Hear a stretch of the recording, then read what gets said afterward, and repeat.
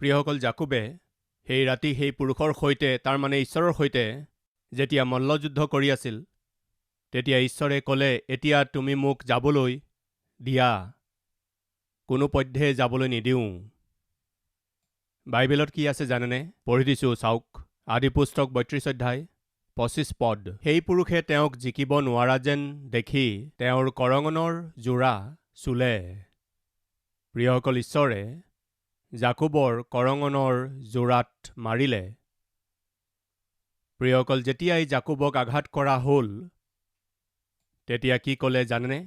আশীৰ্বাদ পাবলৈ যেতিয়া মই আহিছোঁ, আশীৰ্বাদ পাবলৈ মই যেতিয়া সংঘৰ্ষ কৰিছোঁ, আপোনাৰ আশীৰ্বাদ যেতিয়া মই পাবলৈ বিচাৰিছোঁ, আপুনি মোক আঘাত কিয় কৰিলে? আপুনি মোক এইদৰে কিয় মাৰিলে? এয়াই নেকি আপোনাৰ প্ৰেম? এয়াই নেকি আপোনাৰ কৰোণা? এয়াই নেকি আপোনাৰ দয়া আৰু কৃপা? হাতযোৰ কৰিছোঁ, মই হাতযোৰ কৰিছোঁ। আপুনি আশীৰ্বাদ কৰিব, কৃপা কৰিব, উন্নতি দিব বুলি ভাবি আপোনাৰ চৰণত ধৰোঁতে এয়া কি কষ্ট? এয়া কেনেকুৱা দুখ আৰু সমস্যা, আৰু এয়া কেনেকুৱা সংকট? আপোনাৰ আগত হাতযোৰ কৰিছোঁ, আপুনি মোৰ ওচৰৰ পৰা গুচি যাওক।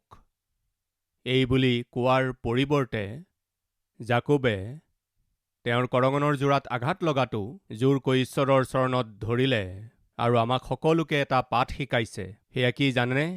সাধাৰণতে যেতিয়া আমি ঈশ্বৰৰ আশীৰ্বাদবোৰ পাবলৈ বিচাৰোঁ আৰু জীৱনত যেতিয়া জয়লাভ কৰিব বিচাৰোঁ আৰু তাক যেতিয়া খেদি যাওঁ, সেয়া চাকৰিৰ কাৰণে হ'ব পাৰে, প্ৰমোচনৰ কাৰণে হ'ব পাৰে, বিবাহৰ কাৰণেও হ'ব পাৰে, সন্তানৰ আশীৰ্বাদ পোৱাৰ কাৰণেও হ'ব পাৰে, বিদেশলৈ যাবলৈ ভিজাৰ কাৰণেও হ'ব পাৰে, ব্যৱসায়ত আপুনি যি বিনিয়োগ কৰিলে তাৰ লাভৰ বিষয়েও হ'ব পাৰে।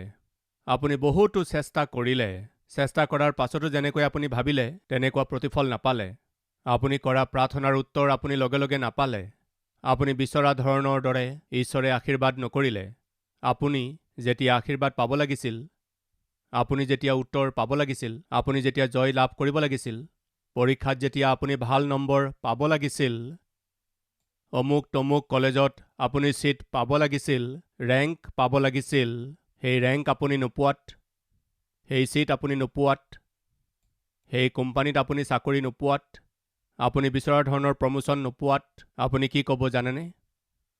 প্ৰাৰ্থনা কৰি কি পালোঁ? এইজন কেনেকুৱা ঈশ্বৰ? নিয়মীয়াকৈ চাৰ্চলৈ গৈ আছোঁ, দান দি আছোঁ, বাইবেল পঢ়ি আছোঁ, কি লাভ হ'ল? নিয়মীয়াকৈ দশমাংশ দি আছোঁ, ঈশ্বৰে কি কৰিলে? আনকি মোৰ যি চাকৰি আছিল সেইটোও কাঢ়ি ল'লে, মোৰ সুস্বাস্থ্য কাঢ়ি ল'লে, আৰ্থিকভাৱে মই কঙাল হৈ পৰিছোঁ, কি কৰিলে ঈশ্বৰে? এইদৰে প্ৰশ্ন কৰা লোক থাকে।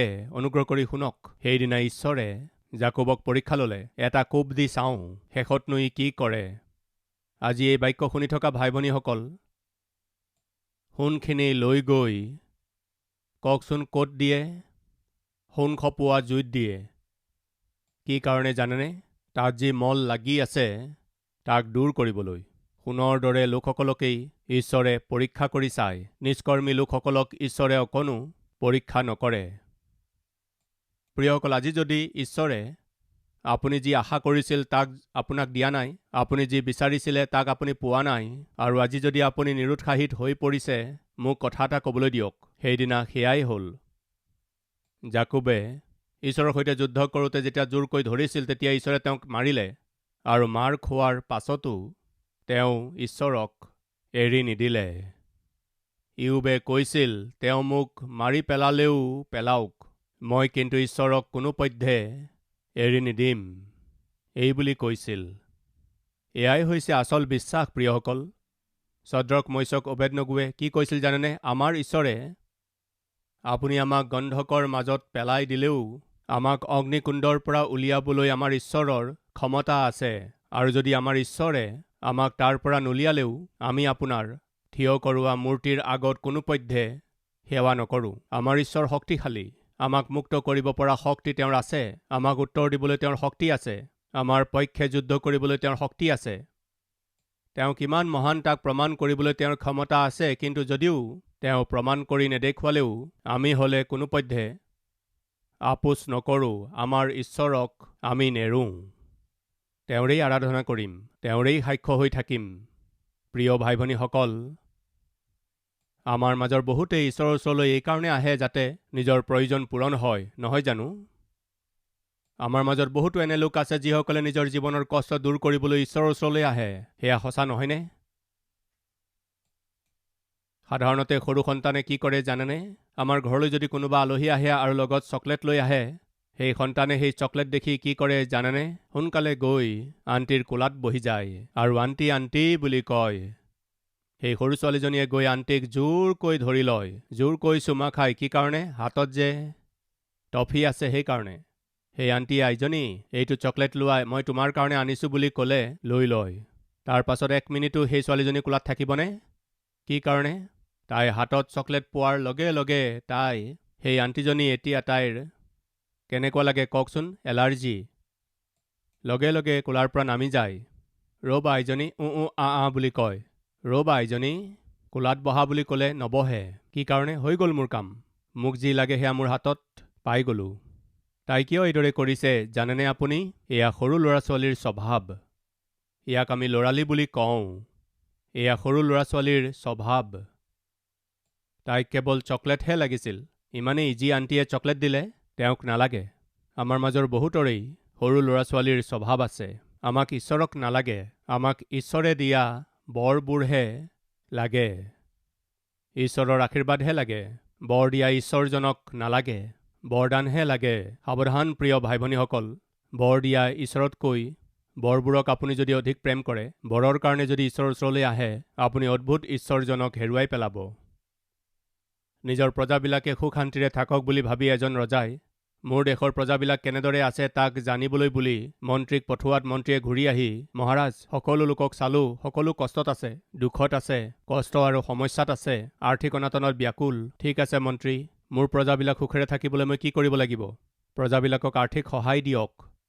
তেওঁলোক নিজৰ ধাৰৰ কাৰণে আৰ্থিকভাৱে বৰ কষ্টত আছে। তেওঁলোকক আৰ্থিক সহায় দিলে ভাল হ'ব। তেন্তে গৈ জাননী দিয়া, ৰজাৰ ভঁৰালৰ পৰা যিমান লাগে, যি লাগে লৈ যাবলৈ কোৱা। তেওঁলোকৰ আৰ্থিক প্ৰয়োজন অনুসাৰে লৈ যাবলৈ কোৱা। 10,000, 50,000, 1,00,000 টকা লৈ যাবলৈ কোৱা।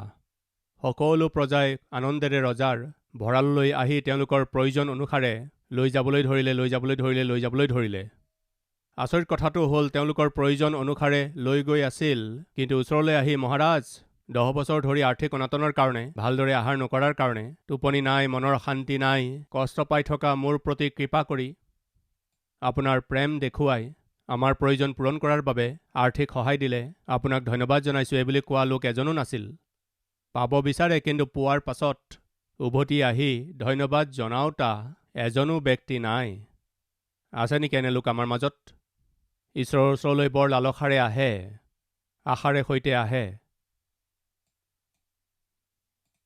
ঈশ্বৰে কৃপা কৰি উত্তৰ দিলে কিমান যে ভাল হ'ব। এইদৰে খুবেই আন্তৰিকতাৰে প্ৰাৰ্থনা কৰে। ঈশ্বৰে আপোনাৰ আন্তৰিকতা দেখি, দুখ দেখি প্ৰাৰ্থনাৰ উত্তৰ দিয়াৰ পাছত সেই আন্তৰিকতা আৰু সেই দায়িত্বৰে সৈতে ঈশ্বৰৰ ওচৰলৈ আহি ধন্যবাদ জনাইছেনে? ঈশ্বৰৰ ওচৰলৈ আহি তেওঁক স্তুতি ধন্যবাদ জনাইছেনে বাৰু? ঈশ্বৰৰ ওচৰলৈ আহি ধন্যবাদৰ উপহাৰ যাচিছেনে বাৰু? এবাৰ ভাবকচোন। সকলোৱে লৈ লৈ গৈ আছিল, কিন্তু এজনো ওচৰলৈ নাহিল। প্ৰিয়সকল, ৰজাই চাই আছিল। তেনেতে এজন ব্যক্তি আহিল, ৰজাৰ ওচৰত থিয় হ'ল। ৰজাই তেওঁক সুধিলে, তোমাৰ একো দুখ নাই নেকি? বহুত দুখ আছে। আৰ্থিক সমস্যা নাই জানো? বহুতো আৰ্থিক সমস্যা আছে। তেন্তে তোমাক যি লাগে লৈ যোৱা, আনন্দেৰে থাকা। মহাৰাজ, সঁচাকৈয়ে মোক যি লাগে মই লৈ যাব পাৰোঁনে? নিৰ্ভয়ে লৈ যোৱা। তোমালোকৰ আনন্দই মোৰ আনন্দ। তোমাক যি লাগে তাকে লৈ গৈ আনন্দেৰে থাকা। এইদৰে যেতিয়া কৈ আছিল, হঠাতে সেই ব্যক্তিজন আহি ৰজাক নিজৰ কান্ধৰ ওপৰত বুকি ল'লে। ৰজাক নিজৰ কান্ধৰ ওপৰত বুকি লৈ যাবলৈ চেষ্টা কৰাত ৰজাই জোৰকৈ চিঞৰিলে, মোক কলৈ লৈ গৈ আছা? ৰ'বা। এইদৰে এৰুৱাই তললৈ নামিল। মোক তুমি কলৈ নি আছা? ক'বলৈ ধৰিলে, আপুনিতো ক'লে, মইনো কি ক'লোঁ? গোটেই জীৱন আনন্দেৰে থাকিবলৈ তোমাক যি লাগে তাক তুমি লৈ যোৱা বুলি ক'লে নহয়। মহাৰাজ, আপুনি দিয়া সোণেই হওক বা টকাই হওক, তাক বহি খালে লৈ যোৱাৰ কিছু সময়ৰ পাছত খৰচ হৈ যাব মহাৰাজ।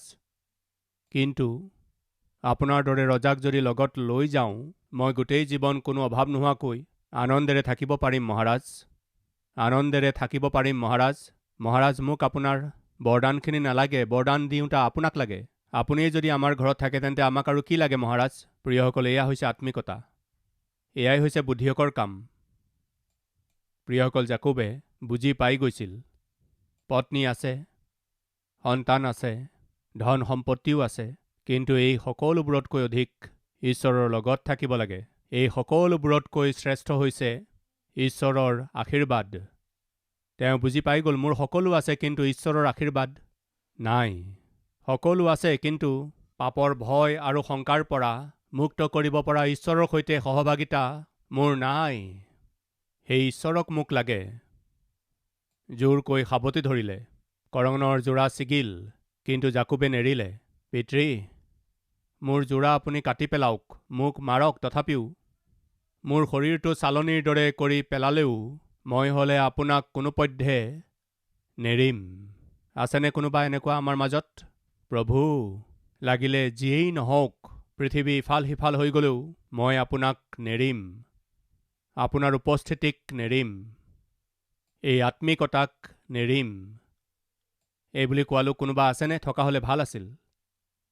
প্ৰিয়সকল, তেতিয়া ঈশ্বৰে তেওঁক ক'লে, তোমাৰ নাম কি?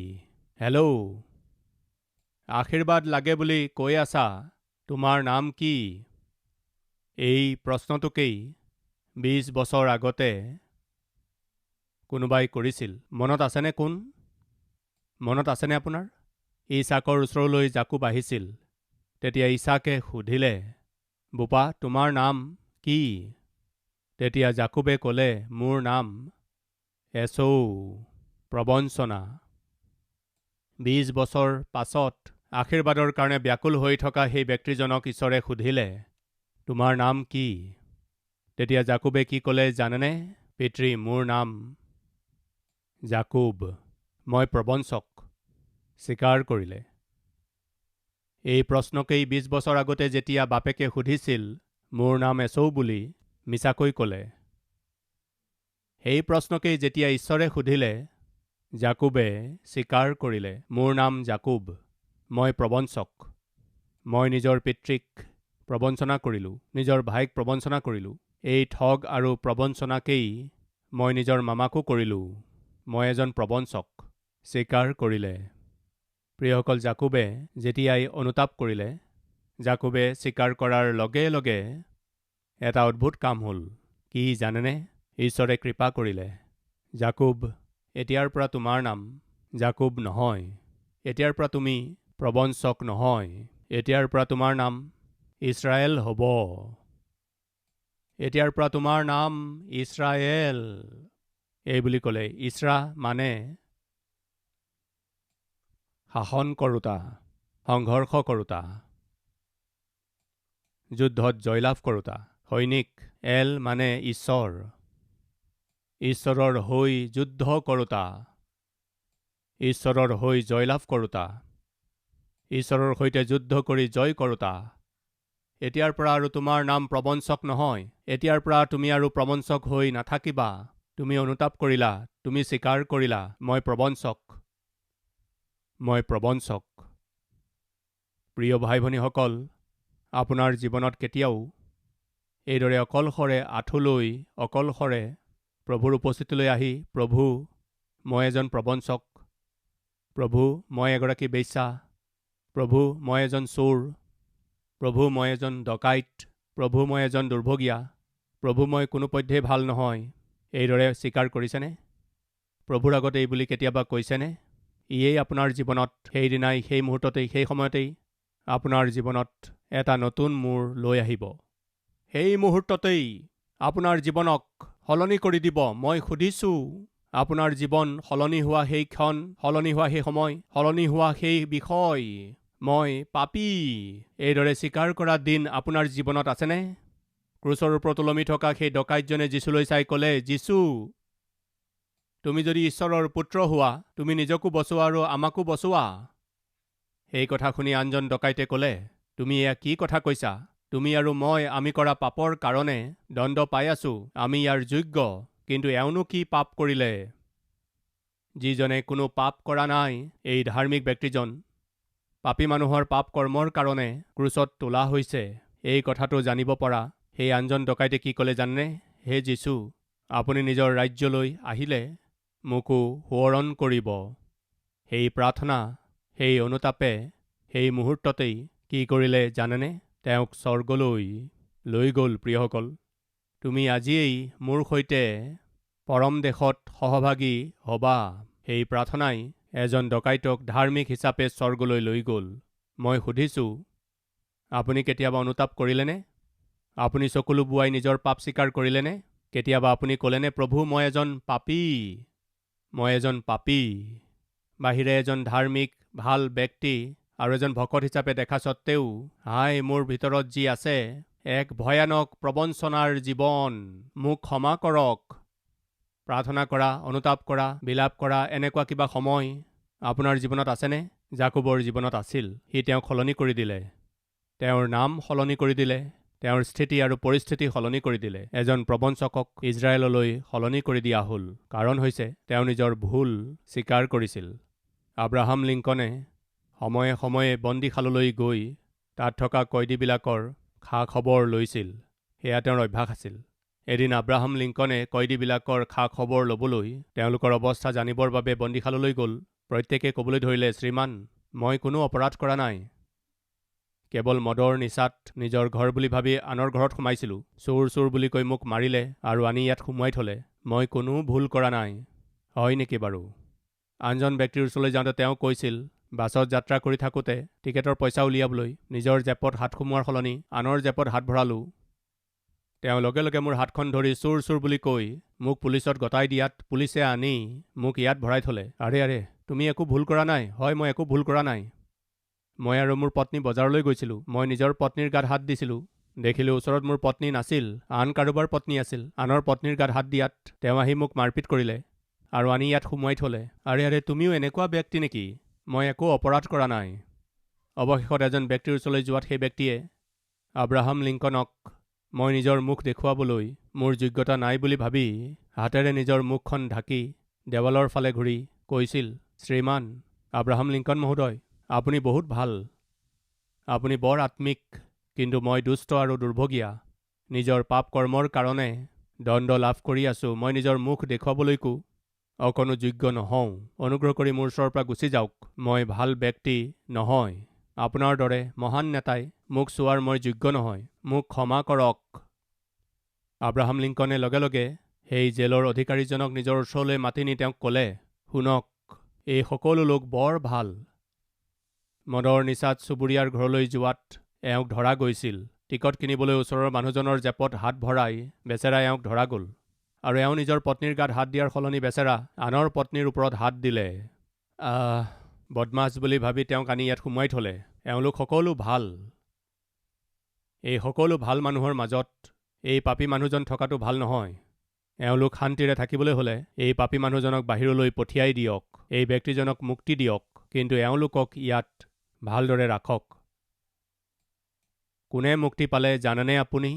যিজনে নিজৰ ভুল স্বীকাৰ কৰিলে। আজি আমাৰ মাজত যীশু উপস্থিত আছে। যিয়ে নিজৰ ভুল স্বীকাৰ কৰিব, তেওঁলোকক মুক্ত কৰিবলৈ, ক্ষমা কৰিবলৈ, তেওঁলোকৰ গোটেই ভৱিষ্যতক আশীৰ্বাদ কৰিবলৈ মোৰ প্ৰভু উপস্থিত আছে। এই সুযোগৰ সদ্ব্যৱহাৰ কৰি খ্ৰীষ্টৰ ক্ষমা লাভ কৰিলে কিমান যে ভাল হ'ব। প্ৰিয়সকল, জাকোবে কৈছে, যেতিয়ালৈকে আপুনি মোক আশীৰ্বাদ নকৰিব তেতিয়ালৈকে মই আপোনাক কোনো পধ্যে যাবলৈ নিদিম। জাকোবে গোটেই ৰাতি মল্লযুদ্ধ কৰিলে। শুনক প্ৰিয় ভাই ভনীসকল, আমি গোটেই ৰাতি যুদ্ধ কৰিব লাগিব। তাৰমানে যেতিয়া আপুনি অকলে থাকে তেতিয়া শয়তানে যেতিয়া পৰীক্ষাত পেলায়, যেতিয়া দুখ দিয়ে, আপোনাক পাপত পেলাবলৈ যেতিয়া সি চেষ্টা কৰে, তেতিয়া আপুনি কি কৰিব লাগে? গোটেই ৰাতি প্ৰাৰ্থনা কৰিব লাগে। ইয়াৰ অৰ্থ কি জানেনে? যেতিয়ালৈকে আপুনি জীয়াই আছে আপুনি সংঘৰ্ষ কৰিব লাগিব। সেইদিনা জাকোবে ঈশ্বৰৰ সৈতে মল্লযুদ্ধ কৰিলে। কি কাৰণে? আশীৰ্বাদৰ কাৰণে। আজি আমিও অকলশৰে মল্লযুদ্ধ কৰিব লাগে। কি কাৰণে? পবিত্ৰ জীৱন যাপন কৰিবলৈ, ঈশ্বৰৰ ইচ্ছা অনুসৰি চলিবৰ কাৰণে, পাপৰ ওপৰত জয়ী হ'বৰ বাবে, শয়তানৰ সন্মুখীন হ'বৰ কাৰণে। তেতিয়া সি আমাৰ ওচৰৰ পৰা পলাই যাব বুলি বাইবেলে কৈছে। প্ৰিয়সকল, ঈশ্বৰে জাকোবক ক'লে, এতিয়াৰ পৰা তোমাৰ নাম জাকোব নহয়, এতিয়াৰ পৰা তোমাৰ নাম ইছৰাইল হ'ব। এজন ব্যক্তিৰ নাম প্ৰসিদ্ধ হ'লে তেওঁৰ নামেৰে চহৰৰ নাম ৰাখে, আৰু প্ৰসিদ্ধ হ'লে সেই অঞ্চলৰে নাম ৰাখে, আৰু প্ৰসিদ্ধ হ'লে সেই নগৰখনৰে নাম ৰাখে, আৰু যদি প্ৰসিদ্ধ হয় জিলাখনৰে নাম ৰাখে। অনুগ্ৰহ কৰি শুনক, ঈশ্বৰে জাকোবক কিমান আশীৰ্বাদ কৰিলে জানেনে?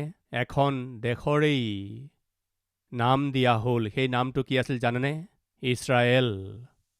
সেই দেশখন আছেনে নাই বাৰু আপুনি জানেনে? এই জগতত এখন শক্তিশালী দেশ আছে। সেই দেশৰ নাম কি জানেনে? ইছৰাইল দেশ।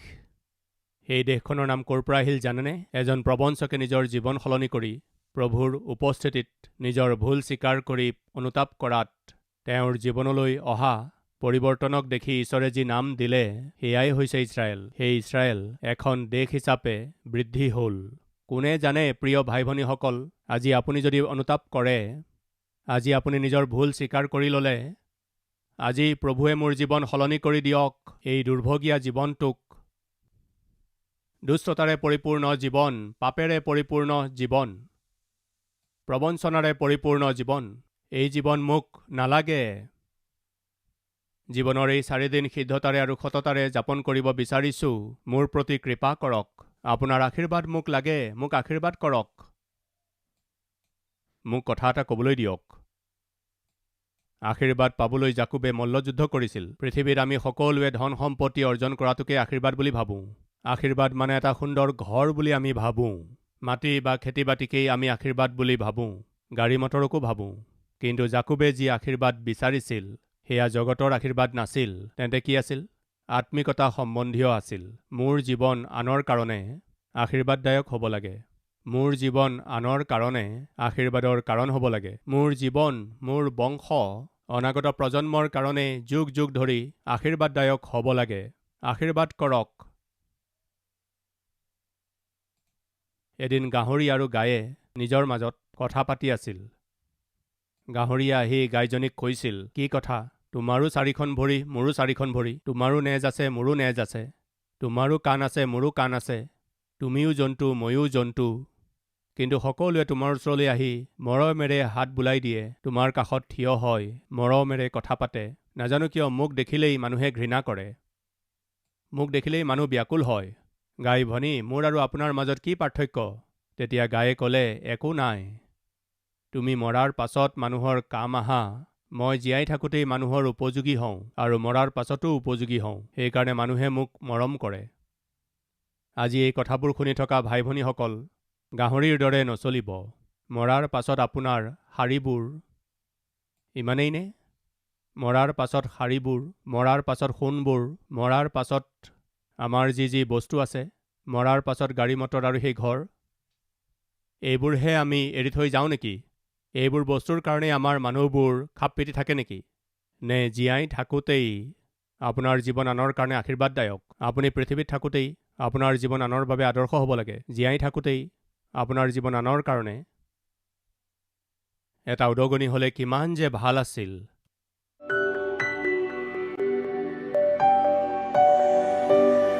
পবিত্ৰ পিতৃ ঈশ্বৰ স্পষ্ট আৰু পোনপটীয়াকৈ জাকোবৰ জীৱনৰ জৰিয়তে আপুনি আমাক কথা ক'লে। সিঁচি দিয়া হোৱা এই বাক্যক ফলৱান কৰক পিতৃ। জাকোবে যেতিয়া নিজকে প্ৰবঞ্চক বুলি স্বীকাৰ কৰিলে, তেতিয়া আপুনি অদ্ভুত ৰূপে জাকোবক ইছৰাইল কৰিলে। আশীৰ্বাদদায়ক জীৱন আপুনি তেওঁক প্ৰদান কৰিলে। আমি যেতিয়া অকলে থাকোঁ, পিতৃ, আমি কেনেকৈ জয়ী হ'ম? আপুনি আমাক শিকাওক। আমাৰ সকলোৰে ওপৰত আপোনাৰ আশীৰ্বাদবোৰ বাকী দিয়ক। যীশুখ্ৰীষ্টৰ নামত মাগিছোঁ পিতৃ। আমেন।